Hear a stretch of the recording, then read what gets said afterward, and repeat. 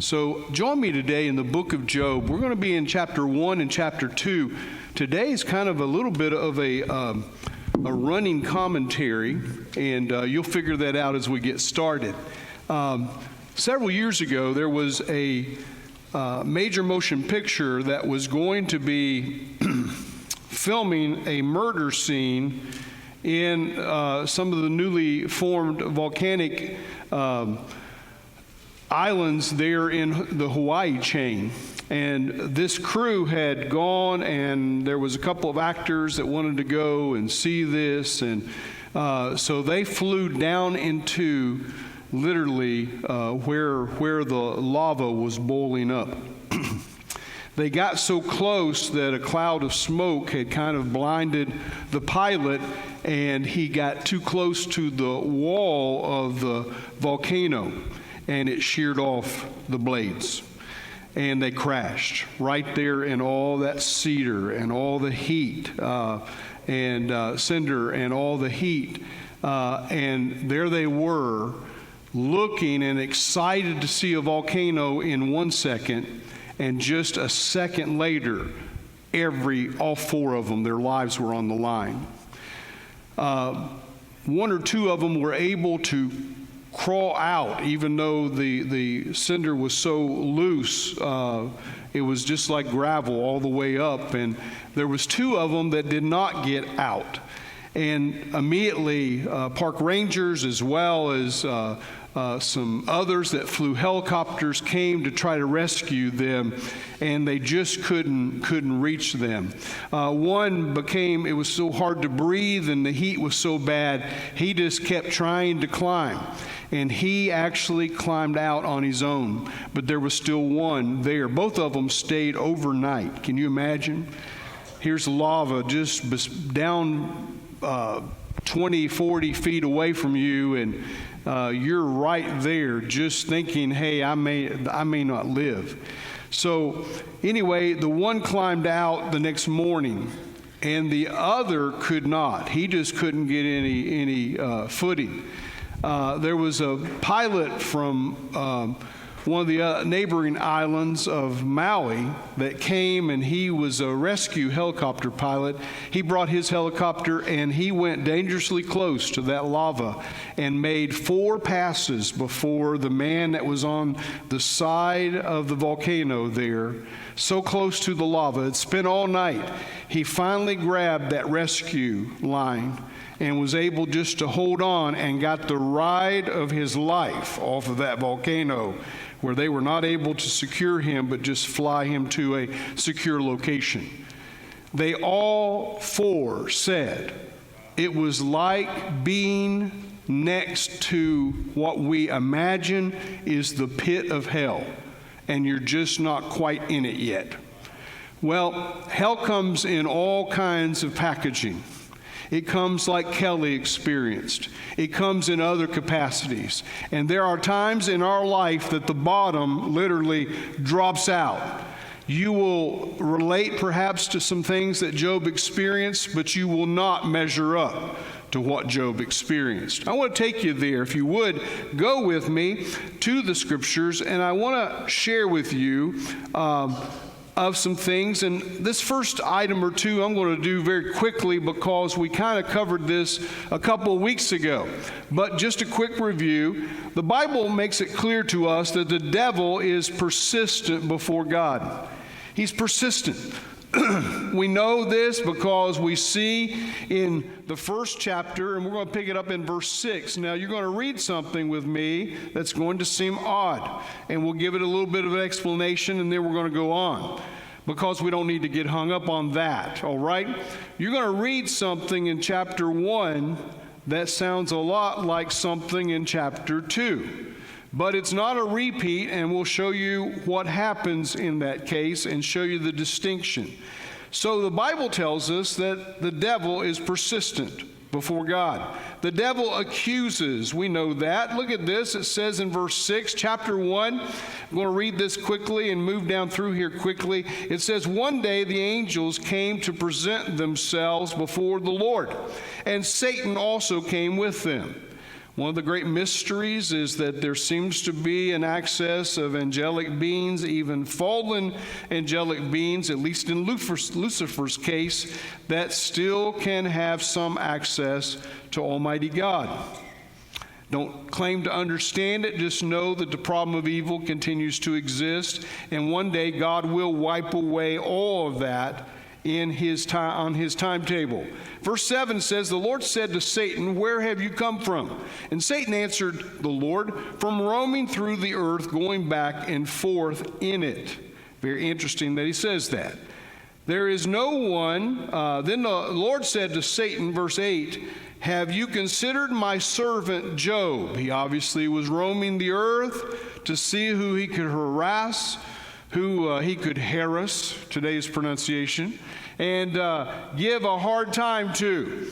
And he tells us in verse 8, the Lord said, have you considered my servant Job? There's no one on earth like him. He's blameless, upright, a man who fears God and shuns evil. We covered all of that a couple weeks ago. Verse 9, does Job fear God for nothing? Listen to the accusation. Satan replied, have you not put a hedge around him and his household and everything he has? You have blessed the works of his hands so that the flocks and herds are spread throughout the land. But stretch out your hand and strike everything he has, and he surely will curse you to your face. Verse 12, the Lord said to Satan, very well then, everything he has in his hands, but on the man himself do not lay a finger. Now notice that distinction, because in chapter 2, God is going to alter that statement. So that you'll see a distinction here in a few moments. The devil tells us Satan is persistent. It hasn't finished. It's not over. We know that in Revelation chapter 12, when we read about the tribulational saints, Christians in the years of tribulation, it tells us in that passage, it says, for the accuser, chapter 12 of Revelation, verse 10, the accuser of the brothers and sisters, who accuses them before God day and night, has been hurled down. Hurled down where? To the earth. He's talking about Satan in his fallen state is literally, as we read in the New Testament about him, that he's the prince of the power of the atmosphere, the air. Why do we have such difficulties with streaming and sound and projection and those things? Well, it might have something to do with that, right? So don't overlook that what happens in chapter 1 happens again in chapter 2. It would sound like almost the same discussion between Satan and God, but it is not. It's different, and I'll show you that in just a second. And remember that when Jesus was attacked by Satan after he had fasted for 40 days, you'll find a very odd statement in the book of Matthew chapter 4. It says, when the devil had finished all this tempting, he left him until an opportune time. He's coming back. You hear that? Satan is coming back. His demonic forces are coming back. The world system is coming at you. Your flesh, your sinful nature will keep coming at you. This is a lifelong battle, and we get to a place that we handle things better than we used to, but it is a lifelong battle. Satan wants to take you down. He wants to ruin your testimony.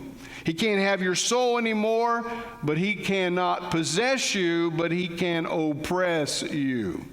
Read on with me. Number 2, the devil obtains permission from God. This is one of the great mysteries of evil. It really is. Why would God let something happen like what happened to Kelly?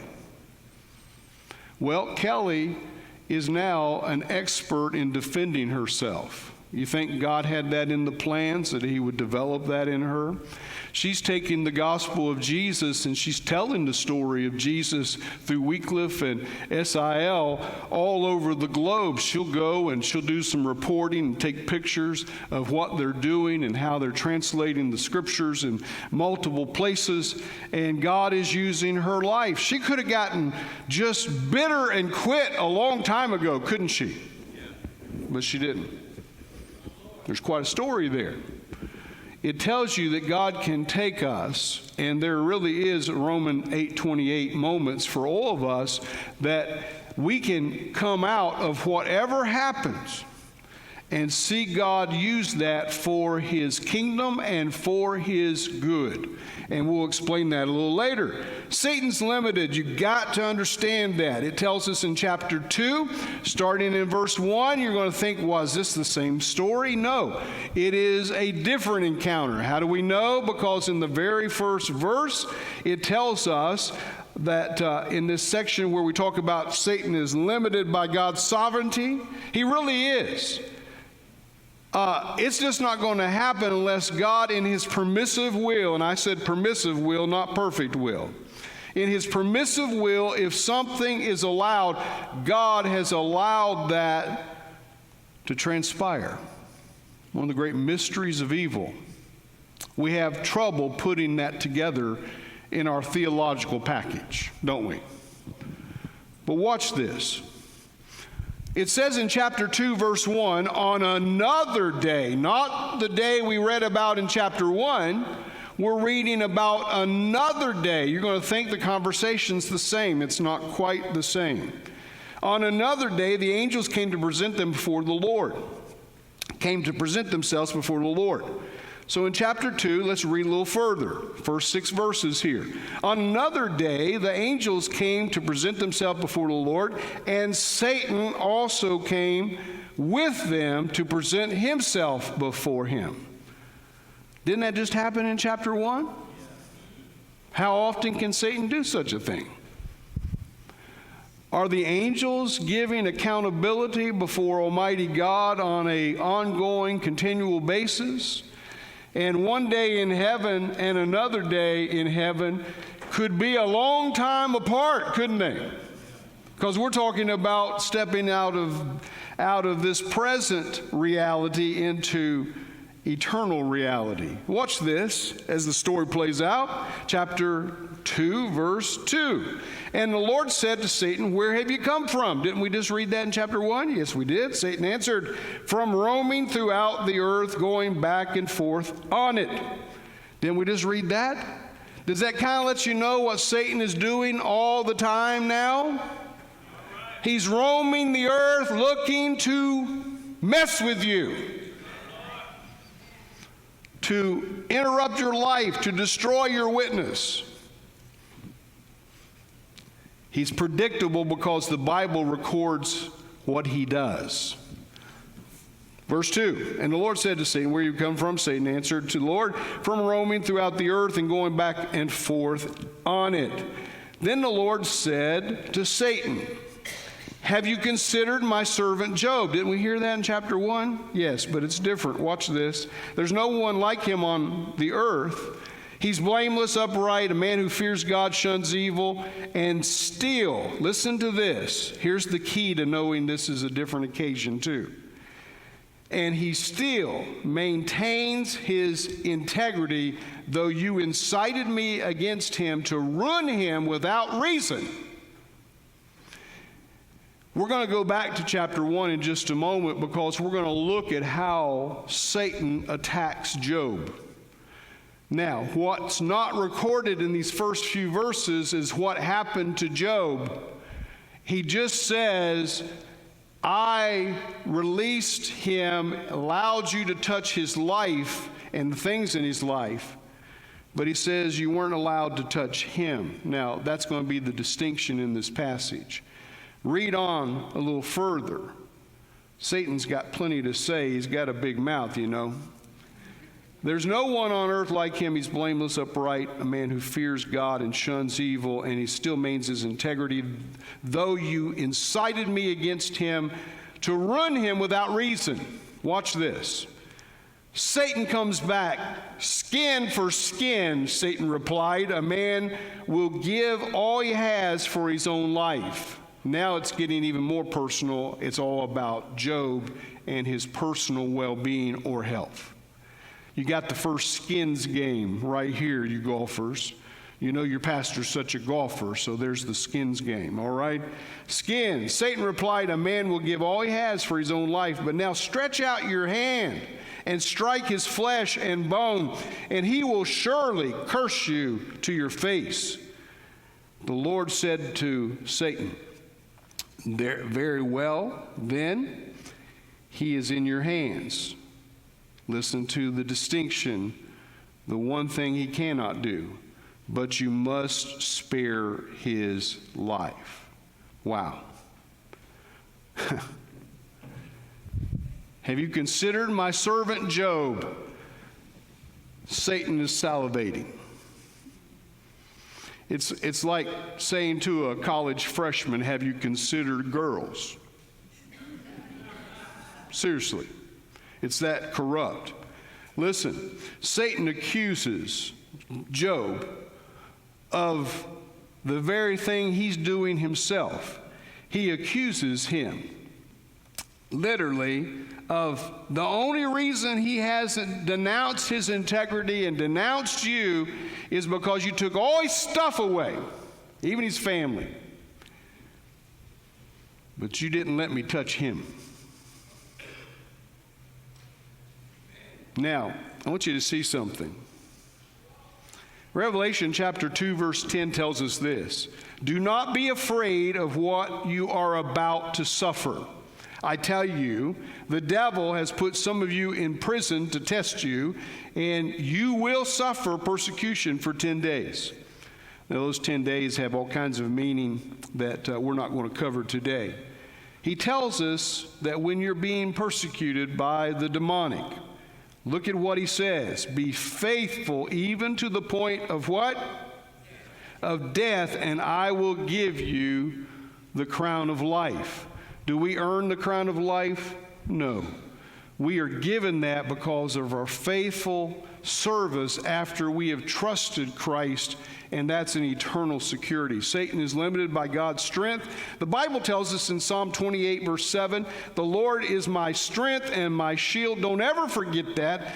Ascribe to the Lord glory and honor. We're all called to do just that. Even though these are Psalms, we're called to do that. So now let's move to to the third section today and talk about the devil persecutes Job. Remember, we're going to look at this passage. So what happens back in chapter 1 after this first encounter that God has with Satan? What happens to Job is that his life is assaulted, but not his physical well-being as a person yet. Check it out. Verse 13, chapter 1. Drop back now.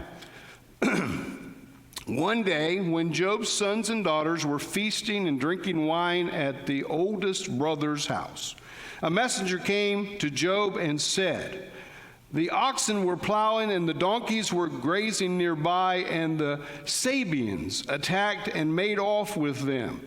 They put your servants to the sword, and I am the only one who has escaped to tell you.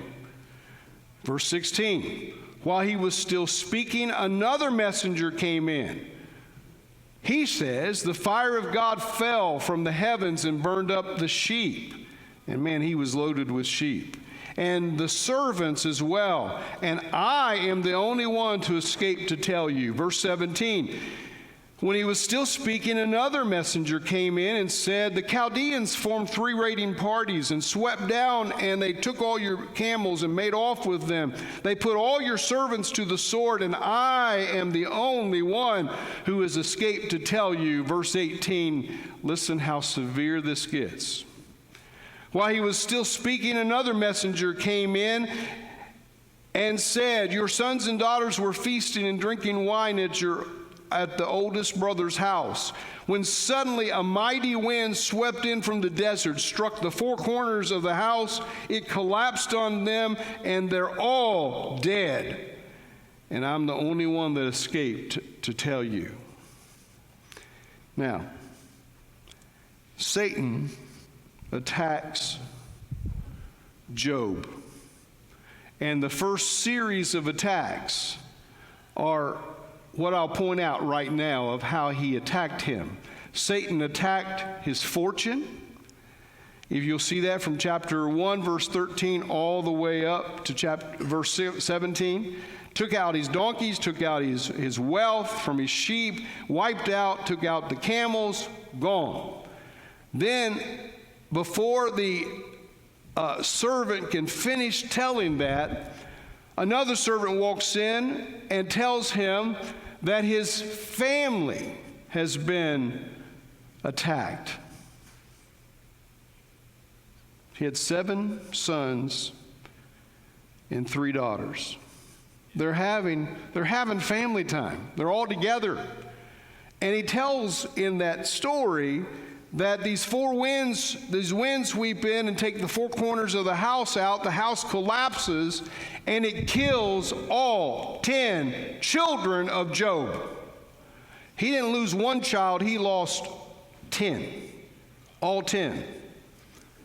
Biblical number of completion.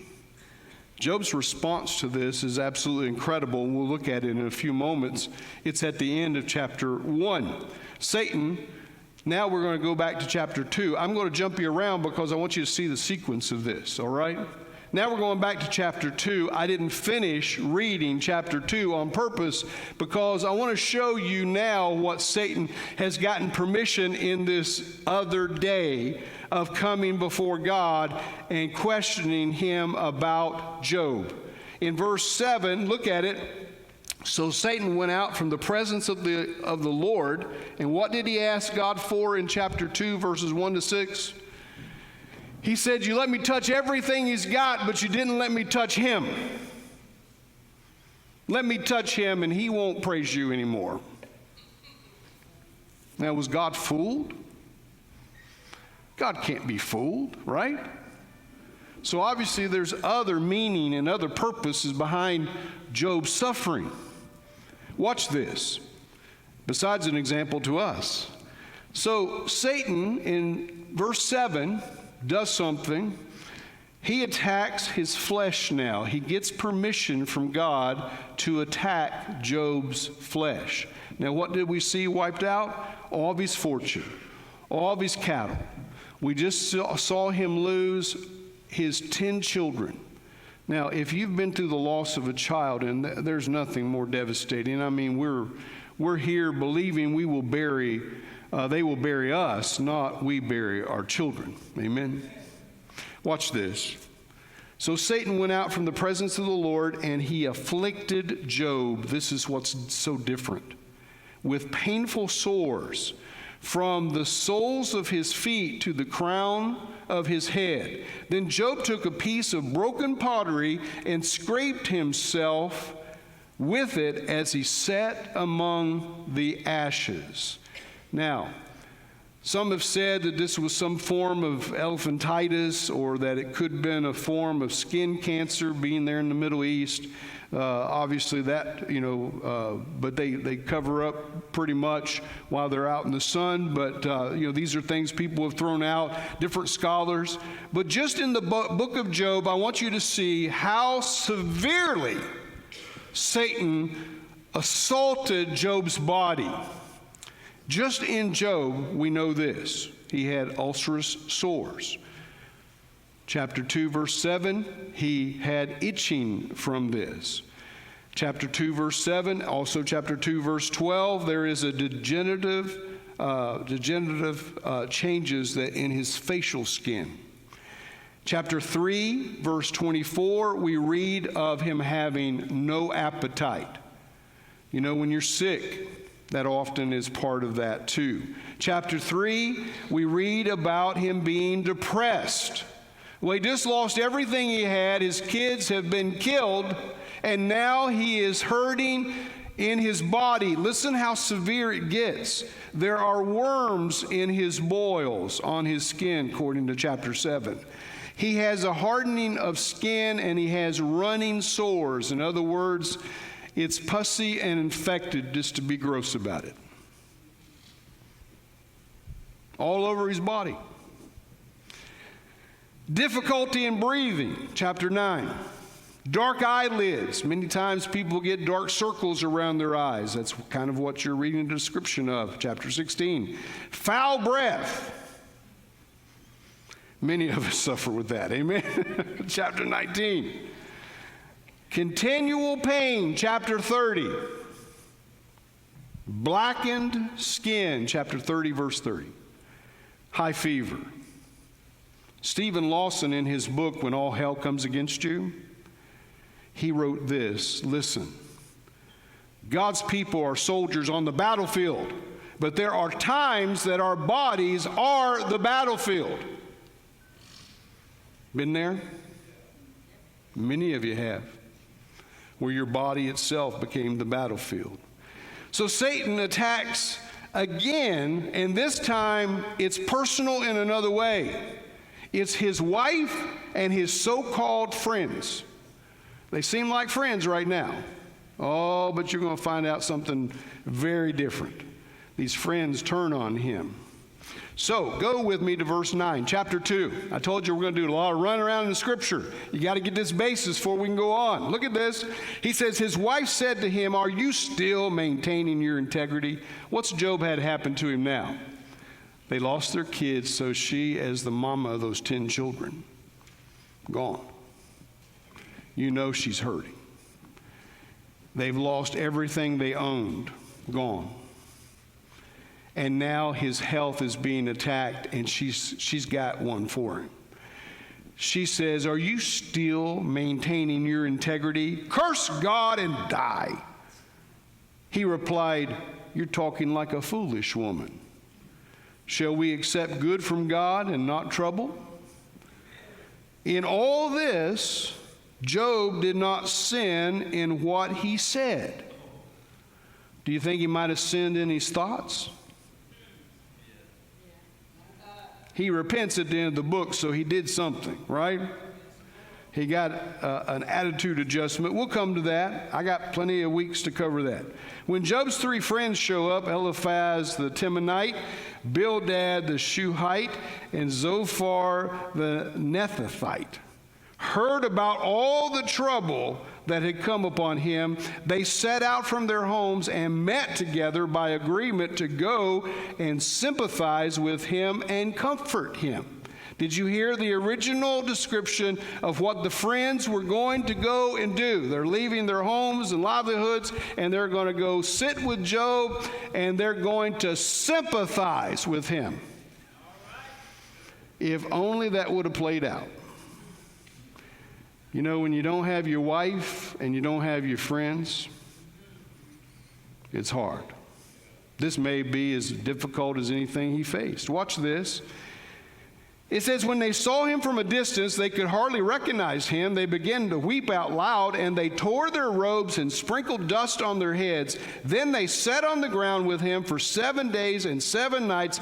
No one said a word to him, because they saw how great his suffering was. I told you, man, it's going to get really, really heavy in here today. The bottom has dropped out of his life every way it can. The only thing that hasn't happened is he hasn't died. So watch this. The first attack came from his wife. She had the spiritual gift of discouragement. You can laugh now. She really did. How do I know that? Because there was no encouragement in her. She was hurting so bad. She just told him what? Curse God and die. She told him, she says, you've lost everything, curse God and die. Why hold on to your integrity now? You know what she represents? Listen, because you can have this theology in you. She represents the health and wealth theology club. that unless I got things like I want and God's my puppet and I can tell him what to do and I can name it and claim it, if that doesn't happen, I'm not in. Forget God. There's a whole branch of Christianity today that's, if it's not that way, they're out. You can't study the book of Job and come up with that junk. I'm not kidding you. This is a baptism in righteous people suffering. So watch this. Job answers his wife. We'll come to it a little later. And even these three friends, Eliphaz, Bildad, and Zophar. I have actually met somebody. I was preaching a revival in Kentucky, and I shared a message where there was a little part on Job, and I said, if you ever meet Eliphaz, Bildad, or Zophar, run! There was a Bildad sitting in the church service. So we had a very interesting discussion after it was over. That's all I'll say. I've never met any of the others. Surely people aren't giving people these names, although they do in Kentucky. So they're sitting there and they're getting ready to start theologizing, working this out, that if Job, if you really were godly and you were righteous, this wouldn't be happening to you. And the more he tells them that he hasn't done anything, the more determined they become in shooting him down. We'll come back to that too. They're like three friends, 3-on-1, bam, bam, bam, just like an uneven fight. So what can you do to survive? Let's go positive here for just a minute. What can you do to survive when all hell comes against you? Keep on. Number one, keep on grieving. The other day, CM with the loss of Pat, and of course he had the loss of his son-in-law, just all here in about a 3-year period of time, just a lot of grief.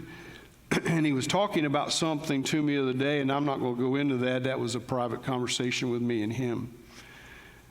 But I recognize that he's bouncing around in his grief, from denial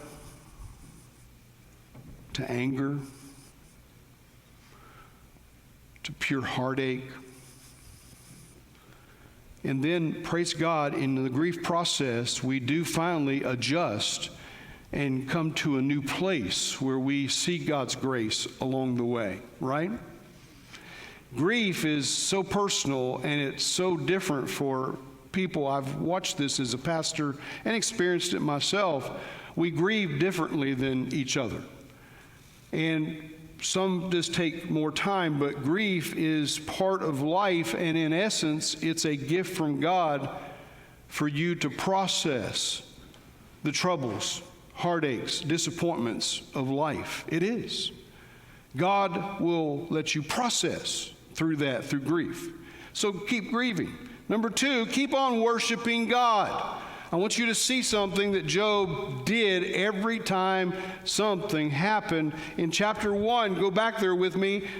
What happened right before this? His children were killed with the collapse of that home. And it says this, Job responds, he says, at this Job got up and tore his robes, shaved his head, then he fell to the ground in worship. Naked, he proclaims, naked I came from my mother's womb, and naked I will depart. The Lord gave, and the Lord has taken away. May the name of the Lord be praised, regardless of my circumstances, regardless of what's going on in my life. That doesn't change. May the name of the Lord be praised. Everything I got from God was a gift, and it was on loan to me in this life. And he's keeping that perspective. Listen to this. In all this, Job did not sin or charge God with wrongdoing. He replied to his wife in chapter 10, you're talking like a foolish woman. Shall we accept the good from God and not the trouble? See, Job responds with worship every single time. Did you notice something in there? It's very popular to shave your head today. Now, what did it say about Job? I counted this morning. There's 3 or 4 shaved heads that were in the service, in this service, all right? I know there's going to be a few more in the next service. It's very popular. It's chic. It's cool to have a shaved head today, isn't it? In fact, I've always thought that if mine ever starts peeling, I'm going to shave it. Why not just get rid of all of it? Just go with that. Here's what you did not know. All these people with the shaved heads, they're all grieving. You got me? They're all grieving. And yes, that is a joke portion, and you can laugh. It's okay. Because they choose to shave their head, right? It's a style thing these days. But here, keep an internal perspective. Naked I came from my mother's womb. He knows where all his blessings come from. Naked I will depart. It's so true. You've never seen a U-Haul trailer behind a hearse. You're not taking it with you, are you? It's like the lady that was married to this guy, and he said, he's a wealthy guy. He wanted to cash out a bunch of money. She said, what are you doing? He said, I'm going to put that in the attic, and when I die and I go to heaven, I'm going to grab that money and take it with me. Well, she decided that because of the way he lived his life, she put it in the basement. That's all we're saying. Keep an eternal perspective. Jesus says, do not store up for yourself treasure upon earth where moth and rust destroy and where thieves break in and steal. But store up for yourselves in heaven where moth and rust do not destroy and where thieves do not break in and steal. For where your treasure is, listen, there your heart will be also. Number 4, keep trusting in God's sovereignty. He's large and in charge. I don't understand what he's doing right now. I don't like where I am, but I will trust God's sovereignty. He said in chapter 1, verse 21, the Lord gave and the Lord has taken away. Is that not the prerogative of God, period? Is it not the prerogative of God to bless and to take away?